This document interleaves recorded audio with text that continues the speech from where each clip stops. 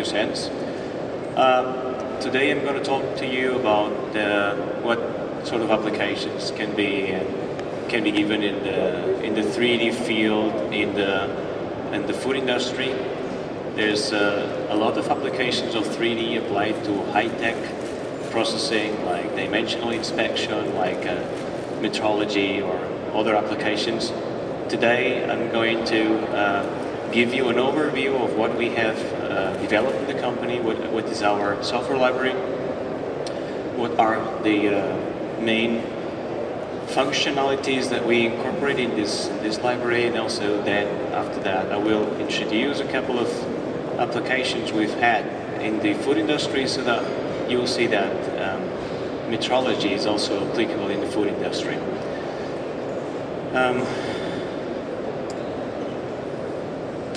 So essentially, in the company we develop software, so we are software developers. We have skills in C++ programming. We also sell FPGA IPs to power existing cameras or existing hardware with FPGAs with the automatic laser extraction. And we have our library is currently structured into two parts. One of the parts is for 3D acquisition, mainly with laser triangulation, but we are incorporating other means for acquisition. And the other part is point cloud processing. I'm going to talk about the two parts today. So where we are, for you to have a more geographical understanding where we are, we're not far from Barcelona, so it's just about 100 kilometers south of us. Do you mind to move? Sorry. This is the layout of the presentation I'm going to talk about. The first thing we're going to see is an introduction of our library. Our library is called SAL3D, which stands for Shape Analysis Library. We're going to go through the different or the individual tools. The individual tools we have in the library, and then we're going to run into the examples. One of them is slicing for constant weight packaging. The other one is volumetric sorting of coconut shells. You'll see the application; they're quite funny to see. So SAL3D functionality is summarized as this. So it is structured as a common, common data types, common infrastructure we call it. It provides mainly two data types for point clouds. One of them is the COP, which stands for cloud of points.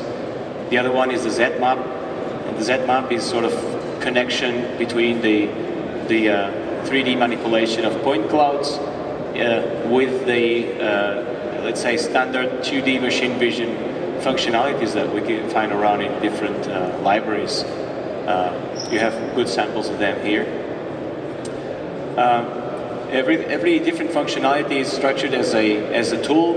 The tools that can be plugged into the core. In the core or the common infrastructure, we also implement input interfaces with frame grabbers. Also, Gigi Vision and USB 2 or FireWire cameras can also be implemented or used within this framework. We also provide some facilities for third-party libraries to be incorporated or in connection with us. Let's go through the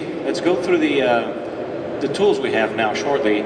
So we're going to see the laser triangulation tools. The very first step in triangulation is detecting the laser stripe. We call this tool within SAL3D the peak detector tool, and essentially it's able to extract at a very high accuracy, which is the pixel or sub-pixel coordinate of maximum intensity across a laser line. We've made extensive use of it for high accuracy applications, and believe me or not, but the food industry applications we are going to see are also high accuracy applications. You'll see why.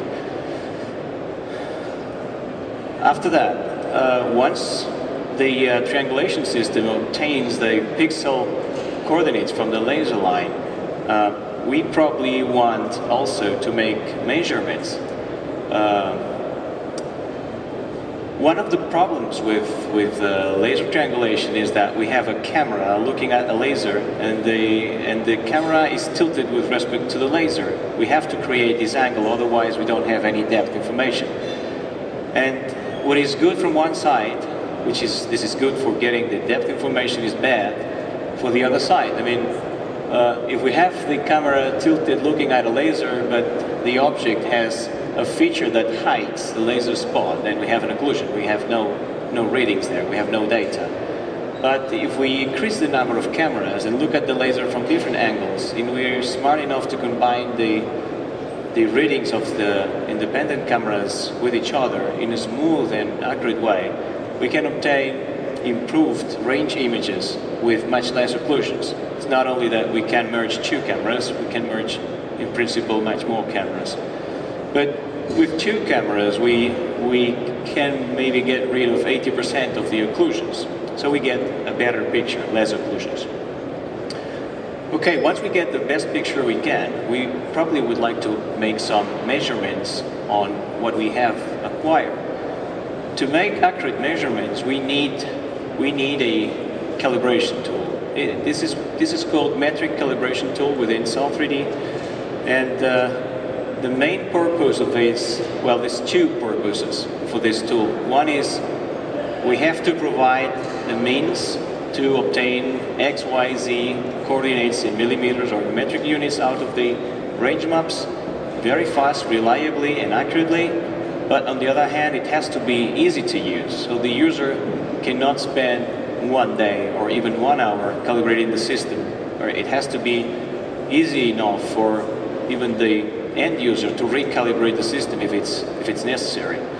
So with these two things in mind, we have developed this the tool which essentially gets calibration parameters from a special purpose object. And then with these parameters, we're able to reconstruct from this gray level image, which is the range map coming from the laser triangulation camera, into true point cloud in a very easy way. So the process of calibration of this system is straightforward. The user must simply use this specially designed tool, scan the tool in either the simplest configuration or with more complex configuration.